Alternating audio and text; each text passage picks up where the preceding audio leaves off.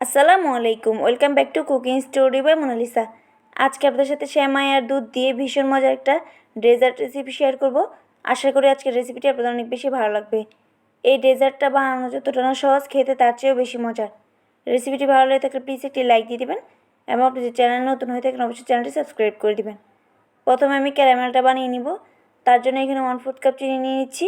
যে মোল্ডে পুডিংটা সেট করব সেই মোল্ডে আমি সরাসরি চিনিটা দিয়ে ক্যারামেল করে নিয়েছি।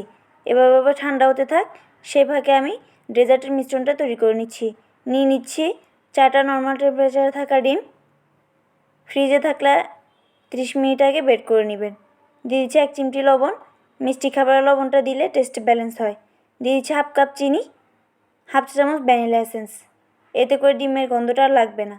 ডিমটা খুব ভালো করে বিট করে নেব চিনিটা গলে আসা পর্যন্ত। এবার আগে থেকে জাল করে রাখা ঠান্ডা তরল দুধ দিয়ে দিচ্ছি 2 কাপ। সব কিছু একসাথে খুব ভালো করে মিশিয়ে নিয়েছি। ক্যারামেলটা খুব ভালোভাবে সেট হয়ে গেছে। এবার এখান থেকে আমি আগে থেকে ভেজে রাখা 100 গ্রামের মতো লাচ্ছা সেমাই দিয়ে দিচ্ছি। লাচ্ছা সেমাইটা আমি হালকা একটু ড্রাই রোস্ট করে নিয়েছি। এবার পুডিংয়ের মিশ্রণটা দিয়ে দিচ্ছি। পুডিংয়ের মিশ্রণটা দিয়ে এবার চামচের সাহায্যে এভাবে নেড়ে চেড়ে দিচ্ছি। পুডিংটা আমি ওভেনে বেক করব, তাই এখানে আমি একটা মোল্ডে ঢেলে নিয়ে তারপর ঢাকনা দিয়ে ঢেকে বেকিং ট্রেতে ফুটন্ত গরম পানি দিয়ে দিচ্ছি। এভাবে আমি 50 মিনিটের মতো ঢাকনা দিয়ে ঢেকে 250 ডিগ্রি সেলসিয়াস তাপমাত্রায় উপর নিচ বার্নারে 50 মিনিটের মতো বেক করে 1 ঘন্টার মতো ফ্রিজে রেখে ঠান্ডা করে নিয়েছি। এবার আমি ডেজার্টটা কিংবা পুডিংটা ডিমোল্ড করে নিচ্ছি।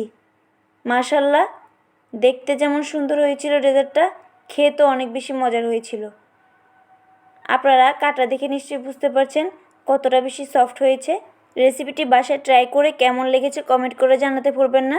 রেসিপি ভালো লেগে থাকলে প্লিজ একটি লাইক দিয়ে দিবেন এবং চ্যানেলটি সাবস্ক্রাইব করে পাশে থাকা বেল আইকনটি প্রেস করে দিবেন। আর যারা ইতিমধ্যে সাবস্ক্রাইব করেছেন তাদেরকে অসংখ্য ধন্যবাদ।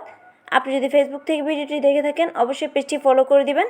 আজকের মধ্যে এখানেই বিদায় নিচ্ছি। দেখা হবে পরবর্তী কোনো রেসিপি নিয়ে। সেই পর্যন্ত সবাই ভালো থাকবেন। আল্লাহ হাফেজ।